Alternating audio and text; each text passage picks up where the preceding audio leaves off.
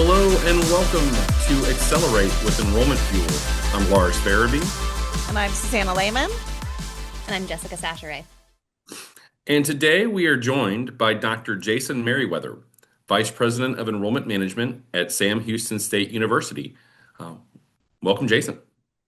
Hello, and I'm excited to be here with everyone. Good to see you, Susanna, Jessica, and Lars, Dr. Lars. Time in. Well, again, Jason, welcome, and really just wanted to hear a little bit more about you and your background there. Tell us how things are going at Sam Houston State and how you got there. We're having a great time here at SHSU. Sam Houston is a phenomenal university with really great people. I'm fortunate to work with such a dynamic team of leaders, and that makes it really, really exciting. I've got an awesome mix of talent, especially in my recruitment area and all the good stuff that comes with enrollment, retention and financial aid and registration, enrollment marketing, and many, many areas on the org chart that are just really first class. And I'm enjoying it a lot. I have an outstanding team that works with our medical school. We have the only school of the college, of osteopathic medicine here in the state of Texas. That's a big deal for us. And just really fortunate to work with a great group of people. I have a dynamic boss and I'm having a great time. Texas is a world-class place to be right now, especially in higher education. I love that. Yeah. And so, Jason, part of the reason we asked you on today is because you recently published an article in our most recent issue, I should say, of Octane. Yes. So there it is, Strategic Enrollment Planning in an Era of Diminishing Resources. So you focused on 6 different areas in this article. So you want to talk a little bit about those areas just really quickly to highlight those for us. Yeah, absolutely. Right now in the world of enrollment, I appreciate this question because we are still having to define and redefine enrollment. Often when I visit universities to help them with strategic planning or enrollment planning, SIM planning, what have you, it's really fascinating. The first question I have to ask is, what is enrollment on your campus? And Right. a lot of times it's sorting out what enrollment is not. It's not just admissions. There's not an enrollment person in the land who wants to hear that enrollment is only admissions. And so it's really important to get into context and understanding how the context of who enrollment is and what they do really frames the context of the data. Because data can tell a story and we can do lots of cool things with data. Sometimes it can hurt us, sometimes it can harm us, sometimes it can make magic. But the good news in that is that if we understand data from the lens of what we're here to do, and there's clear context about who we are, that's really, really important. And oftentimes we have to think about student behavior and True. really Yeah. understanding, what they're doing. They tell the truth. I think of a story of another university where I worked a long time ago, long time ago. And some faculty leaders said, well, hey, we want to teach these summer school classes Monday, Wednesday, Friday at 8 a.m. Oh, And summer school. And we don't understand why you're not getting people for our classes, but John's class on Wednesday night is full and has a wait list. What are you doing for John that you're not doing for us? And I was really fortunate that another colleague on the faculty said, well, let's look at what the students on the wait list want. And it was a lot of fun digging into that because, a few faculty leaders and I were able to work together to take those couple who were just kind of stuck on what they wanted to do. And they were able to share that they partnered with us to really understand student data on wait list and volume and were they trying to change classes, what were their work schedules, what were their needs. And so they built their evening classes based on collaborating with us to understand student data. And so that then had more faculty come in and say, hey, we want to partner with you too. And that's really exciting for us. And so a lot of the student behavioral context, it matters, especially if you share it with your friends at the academy. And then you work together to build out plans. And this is long and short-term enrollment projection planning. This is understanding course capacity and what's needed there. It's projecting enrollment trends and building all of this stuff out together. So really the student data is important, but it's even most effective if you're sharing it with faculty and using it. And those colleagues who work with you can be great sort of fullbacks to open up the Hmm. door to get other faculty to trust you and work with you too. And then understanding the market, really getting into how the market speaks, the planning of courses, the decision of how to recruit, the way you leverage your digital targeting. Well, the market will tell you what is and is not true and what is and is not needed. Students Yeah. vote with their feet.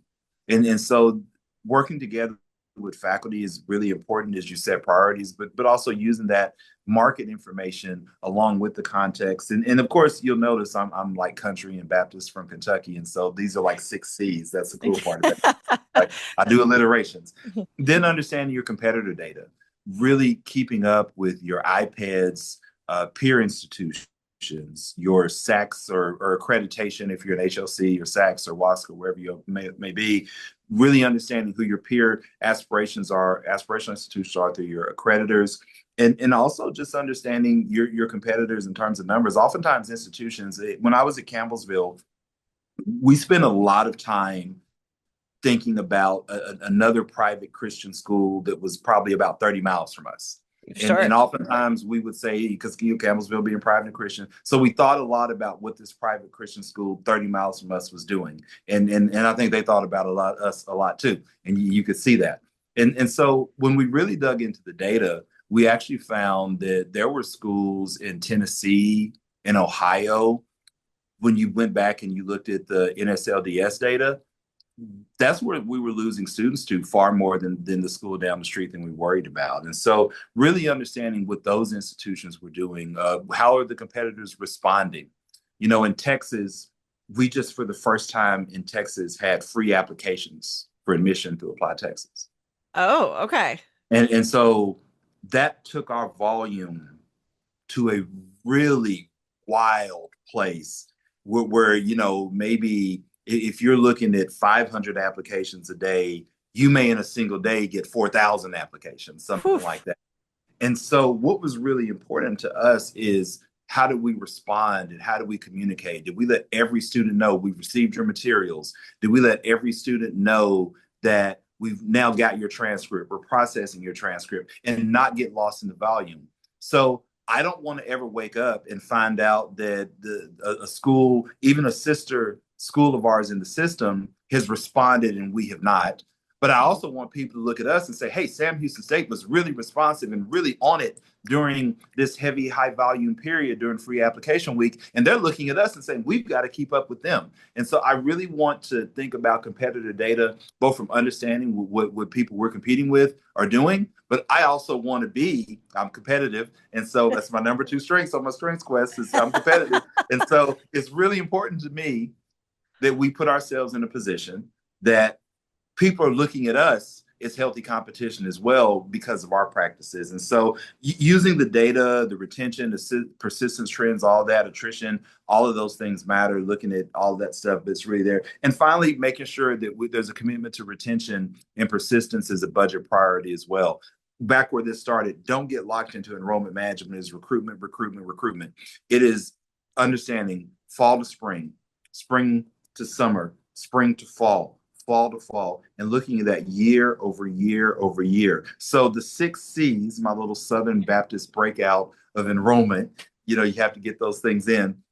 So the 6 C's are really, really I'm full gospel, so we call it Baptist-costal, but it's okay. So, but with that, I just learned a new word today. Yeah, we're Baptist-costal. We're Baptist-costal around here. But anyway, with that in mind, using those alliterations and those C's really sort of frames the way I want our colleagues in enrollment to think about walking into these tough conversations.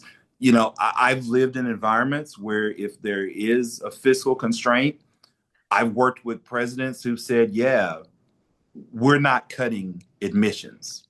Mm-hmm. When I was working when Tom Jackson, when he was my president, and we went through a couple of tough budgetary cycles, and Tom said, we're not cutting admissions. We're just not doing that. And generally, you shouldn't cut admissions in fundraising.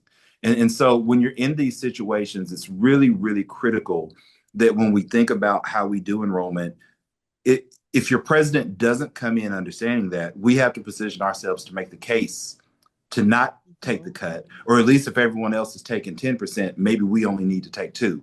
Really, we shouldn't take any, because that's it. So this really frames that both in a time of budget constraints, reallocations, cuts, and it helps us when new money comes along, because that still happens too. Right. Yeah. Well, and I think I love everything you said. First of all, I'm a huge data nerd, so that's all right up my alley. But I've also been on a huge soapbox recently about that commitment to retention, and I love your point about not losing those pieces or admission people, I should say. But also that commitment to retention does mean often investing more in that space. And I know I'm getting ahead, but I want to make sure we're watering that seed nice and early. You're absolutely right about that. And what I'll share with you is I'm really fortunate that we have just at Sam Houston State, Dr. Danny Moore is our student affairs VP. And he is such an awesome colleague. We've known each other. He's had some time in Kentucky. Kentucky's my home. We've known each other for a while. Saxa connection, in fact. And so I'm saying that to say that I'm fortunate to have a student affairs leader who values and validates partnership with enrollment management. So even as we're building our SIM plan right now, we're not saying, well, we're only going to build a SIM plan for the areas that report to me, because even though retention is a part of my catalog as an enrollment management VP, retention is student affairs and student affairs is retention. And Dr. Moore also has a specific student retention office, an entire team of people. So it doesn't make any sense for my folks to be doing their thing over there and his folks to be doing their thing that way. We are pulling our folks together, and our teams just have such a dynamic partnership. And so as we're building our SIM plan, we're speaking to the entire university. We're trying to live the Don Hostler dream here. Jason, I'd love to hear more from you on what are, the key initiatives that you've taken to increase collaboration with faculty on your campus. That is fun. And thank you for that question. And you notice my first answer talked about working with faculty. Mm-hmm. And that is throughout everything that my team and I do here and that I've done in other institutions. So I appreciate that. So if you read my book, Nerd Moment, Prioritizing Enrollment Management, if you read this book, the first half of the book, my contributors and I talk about working with the academy. The first half of the book is fully focused on partnering with academic affairs, thinking about retention and recruitment, building out strategies and context to gain faculty commitment.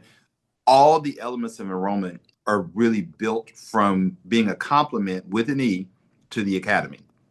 A few strategies. So as we're building our SIM plan at Sam Houston State, we are spending lots of time. We have 9 academic colleagues. We are connecting with each of them, one-on-one conversations with deans, associate deans, department chairs, to pull in context and information for all the different areas of the institution and getting their feedback.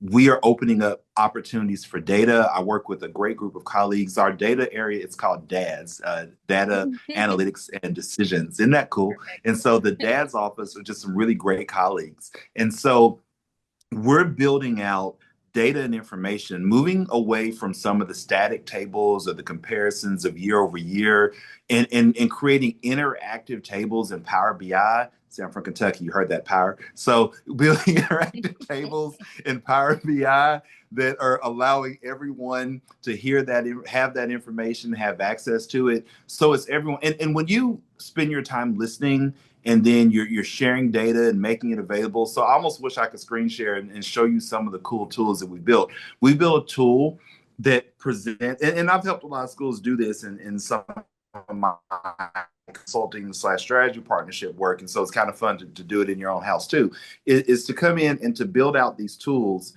that make the information real-time accessible, where you have information on yield, where your heat maps to give you academic information, not just the idea of how many students did you recruit or retain, but really digging into context on the academic productivity in areas.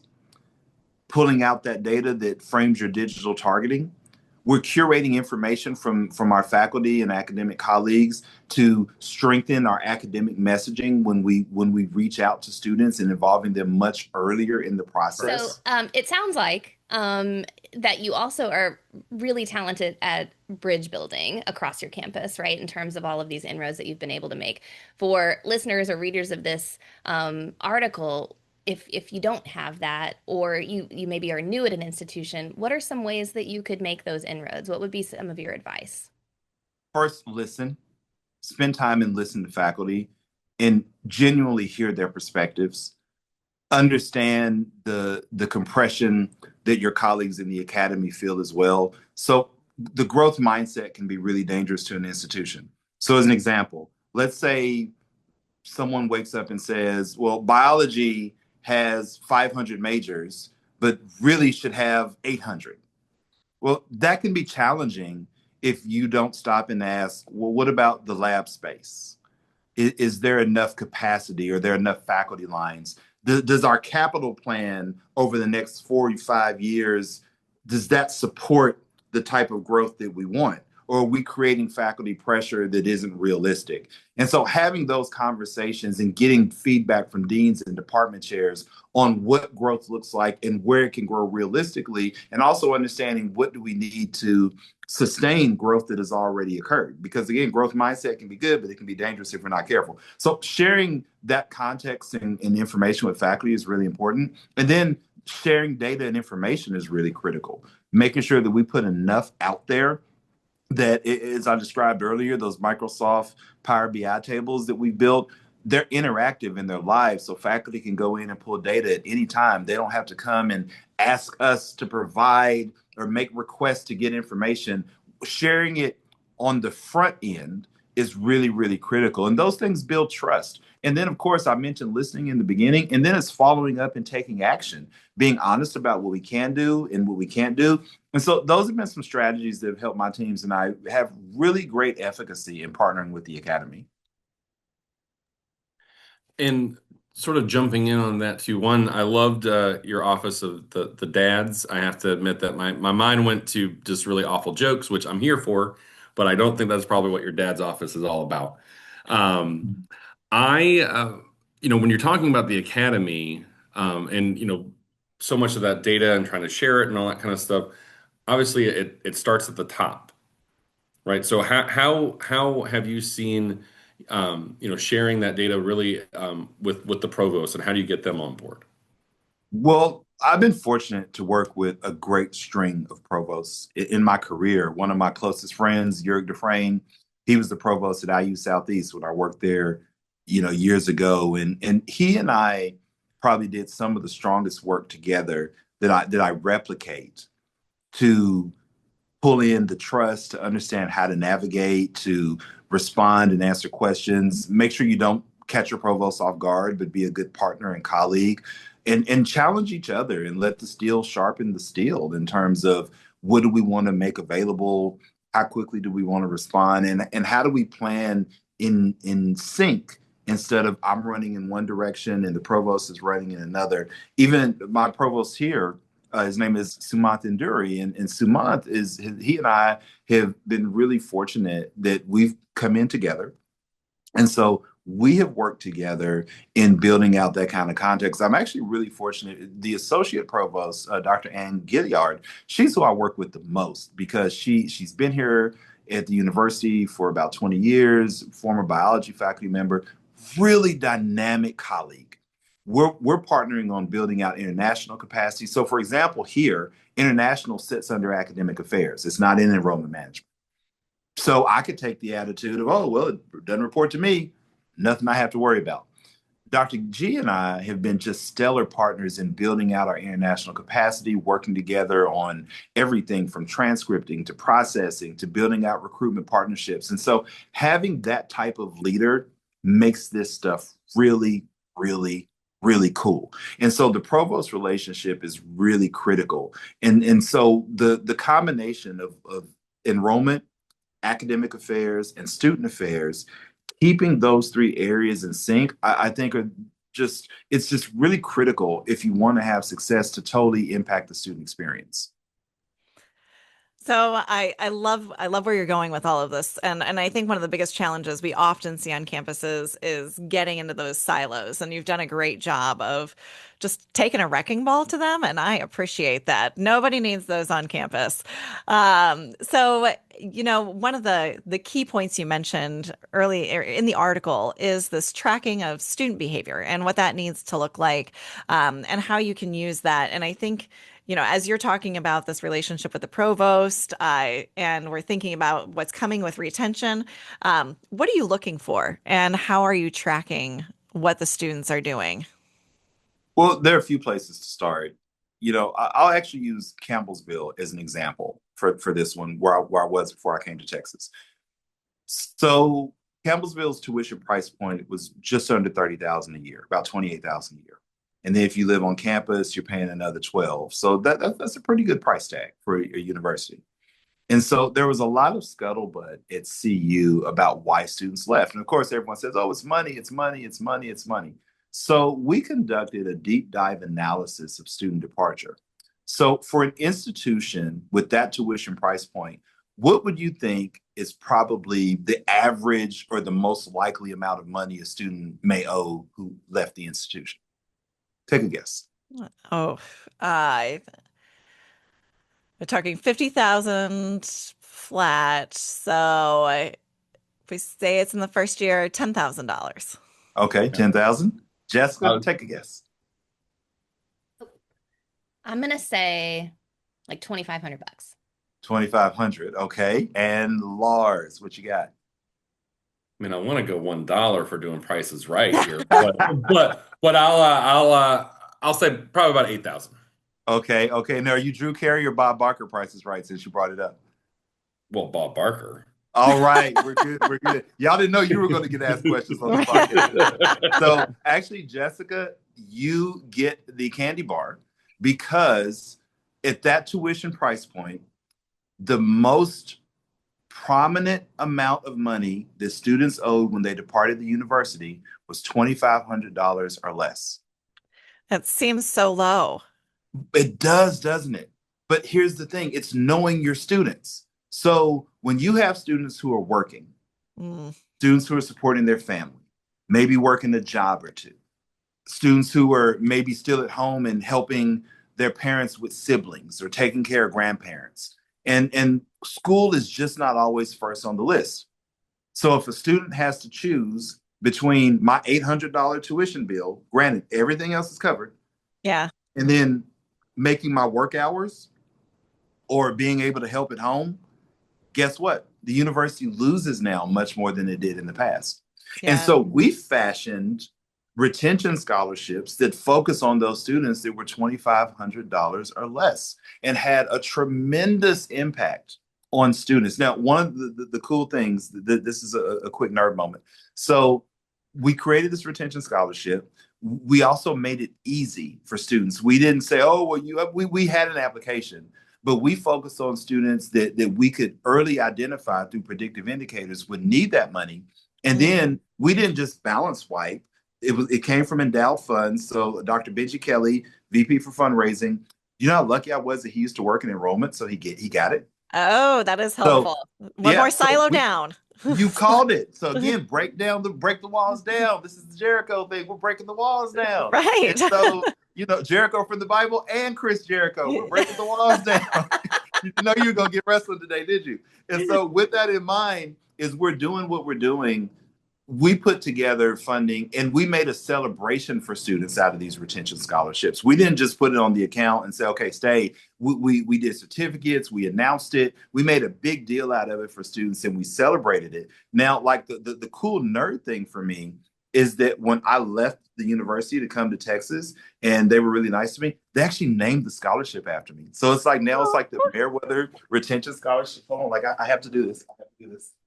I ironed today, so you can see the whole thing. So like they literally named the retention scholarship. Oh, I love that. And it was such a blessing to me because we had done, it's going to bother me that it's not hanging up now, so I'm going to sit right here so you don't see the screen. So we had actually done this work collaboratively. So while it's humbling that like they named it after me because I thought of it, in reality, it's the collaboration that made it work. Financial aid, Mm. playing in the sandbox, academic affairs and student affairs, we all worked together and we did really great work. Our student affairs VP, Rusty Hollingsworth, he was dynamic and saying, hey, let's find people who need help. And we marketed it and we made a big deal out of it and we celebrated it. Here at Sam Houston State, fast forward to the current employer, it's really a lot of fun because we're conducting these same kind of deep dives into our data. And we're Yeah. sharing that with our colleagues in the academy and getting their feedback. One thing I love about Sam Houston State, our faculty know our students. They know their stories. They know their information. They know from tip to tail everything that's going on with these students. And talking with them and sharing that information has been really dynamic and having an impact on the way that we're planning our persistence initiatives. And again, I can't underscore the partnership with Dr. Moore and the folks in student affairs. Oh, I love that. And I will say, I was hoping you were going to say that they offered you a retention scholarship when you were getting ready to leave Campbellsville. So I just thought that would have been the way to circle it all around. I was going to say that I always thought having a bridge named after me would be the coolest thing, but I think a retention scholarship, that's number one now. That's pretty awesome. Well, it was really humbling, and certainly I don't share that for the sake of braggadocio, more so to just share the collaborative impact of doing it, and most of all, knowing that it will live, that it's not going to die at CU, whether it has my name or not, that it's going to live. And so I think that's the part of enrollment work that I don't want to underscore or miss is that what we put together and what we're doing here at Sam Houston State, it's about systems. It's putting systems in place. And I'm really fortunate that I work in a place with people who understand the value of building a system. We're really focused on local recruitment right now, really building up our local investment, some additional scholarships. Again, my fundraising VP, Matt Bethay, he gets it. When I first talked to him about local, he called me a week later and had already raised a ton of money from people who wanted to focus on local scholarships. So in December, you're going to see us roll out and do this big launch. We're redefining our local area. We're upping our search. We're upping our digital. We've added a second recruiter to the local market. We're really focusing on local because you want to do well at home. And yes, it's important. We've got Houston and Montgomery County, and we want to hit those areas and hit other parts of the state. But we're really focused on the local component because if you don't win at home, it makes winning everywhere else more important. So we want to win at home and win everywhere else. And that creates a lot of energy for the institution as we're upping our number of local visits, increasing our presence in local high schools. Those things really matter to us because we want this area to know that we are your university. And yes, we understand there are some big, fabulous, amazing schools in Texas. There absolutely are. But we are your university. And so it's really important to us. And that's a morale booster for faculty and members of the professional team who see that locally because we want to be a part of that. And so our big focus is on local. We're going to keep working everywhere. But that local focus is always key for any enrollment manager because that's your best indicator of student behavior. You want to have your visits up high. You want to have your follow-up and applications always be high. And you want to make sure that your local folks are celebrating coming to your institution. They're not just coming to your institution.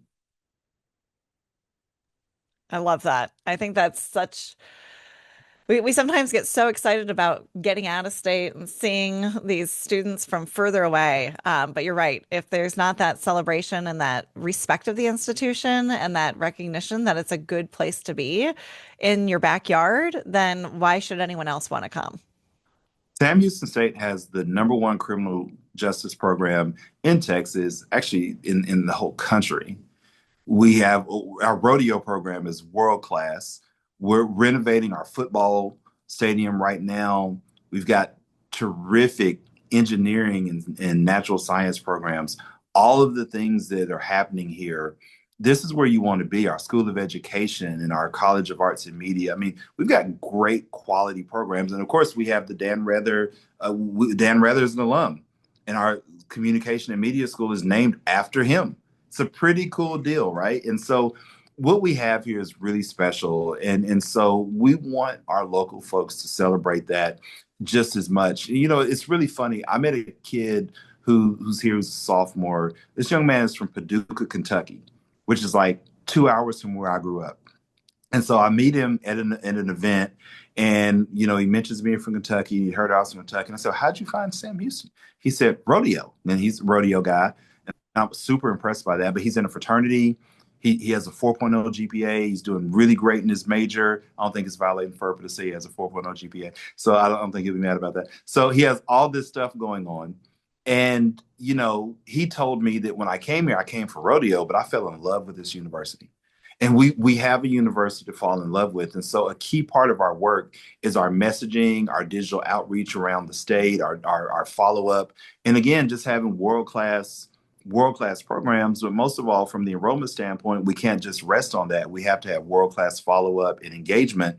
And that's why leveraging the faculty and the academic experience is so important to us. That's great. And I really like what you said in terms of your like local competitive market, right? Based in St. Louis, and for the size of city that St. Louis is, we have a lot of universities that are that I don't necessarily see taking advantage of the backyard as much as they possibly could, right? In terms of that outreach and really being that university for the city, you know? And I think that Yeah, you know, Harris Stowe, I think sure, probably focuses more on local. I don't know all the data on the schools in St. sure. Louis, but I know Harris Stowe pretty well, Hmm. and they do a great job of focusing on local. And even when I was at Fisk, you know, we didn't see Nashville to Vanderbilt. We didn't see Nashville to Belmont or Lipscomb or any of the big players there, even Tennessee State. We fought for our students locally. And, you Hmm. know, that HBCU experience really shapes a lot of the way I think about enrollment. Hmm. My whole model for alumni partnership and alumni outreach, a lot of that comes from things that we developed when I was at an HBCU, and we took a lot of those practices. And that's probably where I learned my boldness about local, Hmm. being at a small HBCU in a big city like Nashville and having to fight for that market. And so I've taken that with me everywhere I've gone. And it's just such a key part of the enrollment work because again, if you don't have it at home, it's hard to have it anywhere else. And so we do a good job at local, but I want to dominate. That's great. Okay, so just as a wrap up, what are kind of the one or two thoughts that you would like the listeners of this episode to take away today, as they go about the rest of their year? I might need to hit my timer for this question. So I believe that there's a great street poet named Sean Carter who at the American Music Awards once said, "Men lie, women lie, numbers don't lie." And that's Jay-Z for the uninitiated. And so what I want to offer to everyone is this. Enrollment management is the center and the nexus of institutional data and institutional lifeblood. Because at the end of the day, we have all the grants in the world, federal, state, private. We can raise all the money in the world. However, absent a healthy enrollment enterprise, it's very difficult to celebrate those other wins. And I'm sharing that context in the framework of data to say that the way we speak about ourselves empirically and measurably is really, really critical. I also encourage from a data standpoint in the enrollment world, don't be afraid of incremental growth.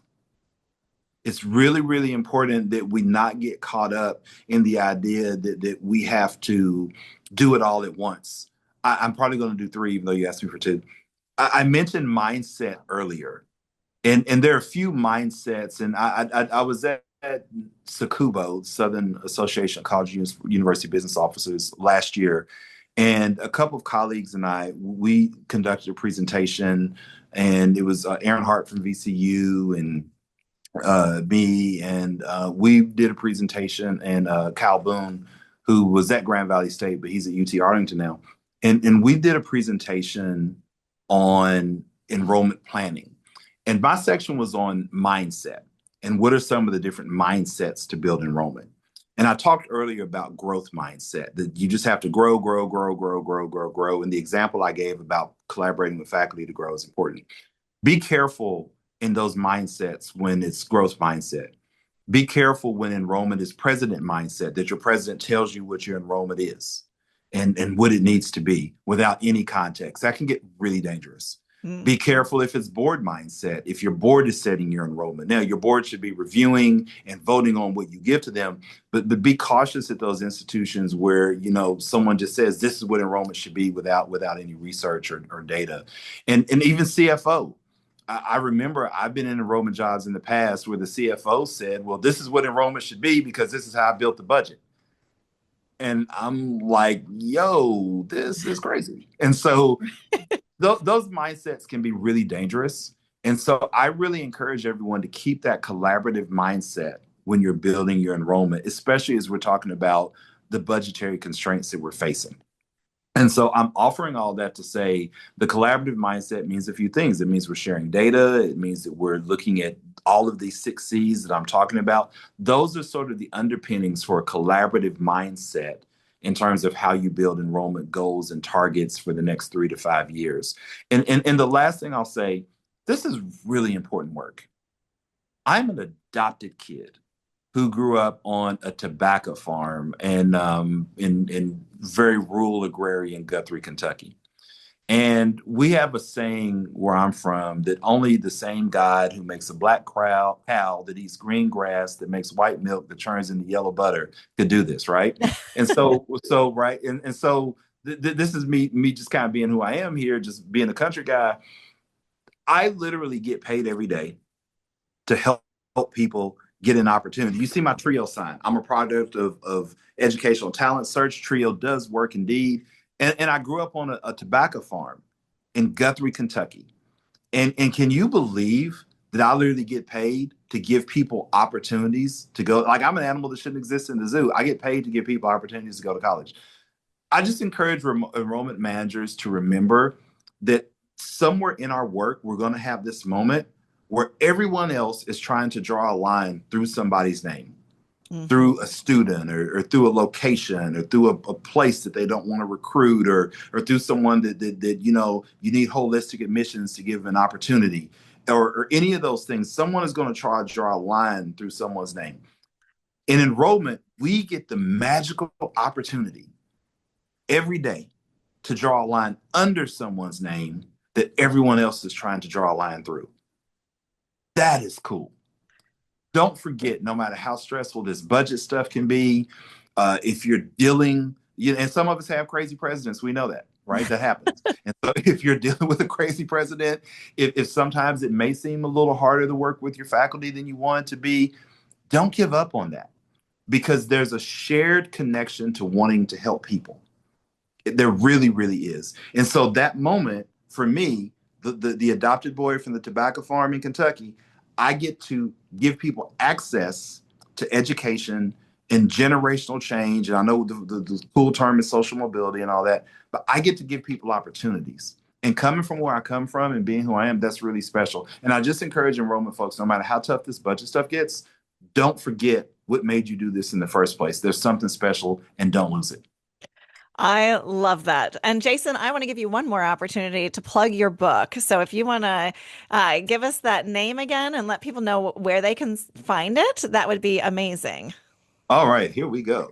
This is, here we go. This is my most recent book, Prioritizing Enrollment Management, Effective Practices and Strategies for Student Success and Completion, published by Routledge in 2024.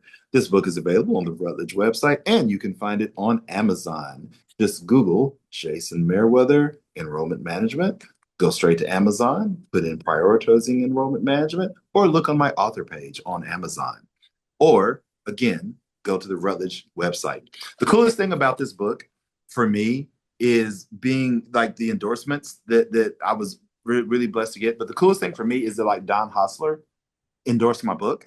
And I'm not intimidated by much, But like that moment when I write to him, like, hey, Dr. Hostler, like I met you like, 15 years ago. Would you mind like reading my book and endorsing? He says, yeah, sure. Sends me the text. He was so nice and so gracious. And and as he's reading it, I'm like, what if he doesn't endorse it? And you gotta have this moment. And so when you have someone that truly like created enrollment management and created the terminology and is just such a legend, like he and John Braxton and Michael Sujet and others who've just done incredible work in our field, and like Terrell Strayhorn and Dr. Javon Adams Gaston, the people who endorsed my book, it meant so much to me to have those people being willing to who've done the body of work, who have the body of work that they have, to pass that forward to me. It does mean a lot. But yeah, I definitely encourage you all read this book. There's some great contributors in here.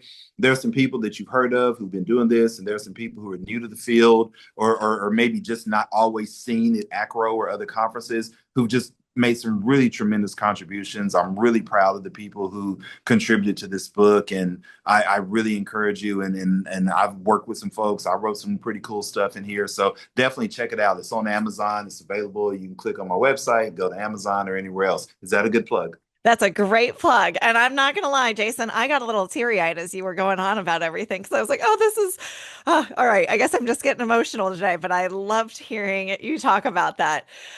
So I want to say a huge thank you, Jason. This has been an absolute delight for our listeners. Once again, this is Dr. Jason Meriwether. Thank you for being here. Thank you so very much. I appreciate the three of you and everyone. Please check out Octane. It really, this edition's cool, but make sure you subscribe and have Octane coming your way. There's some great content by a lot of great people. I'm fortunate to be on the podcast, but I really do encourage everyone, check out Octane. There's some great stuff that you can use every day and really applicable materials to our work in enrollment. Sometimes stuff can be so lofty or just a little too earthy. This stuff is just right. Great content rooted in scholarship. Check out Octane. If you're not a subscriber, I really encourage you to pick that up and get it when it comes out. Read the stuff they do online. And I always look forward to having Octane. So when you all reached out to me about writing, I was happy as could be. Well, we love it. So thank you again, Dr. Jason Meriwether. Once again, I am Susanna Lehman. I'm Jessica Sacheray. And I'm Lars Barabee. And this has been Accelerate, an Enrollment Fuel podcast. Until next time.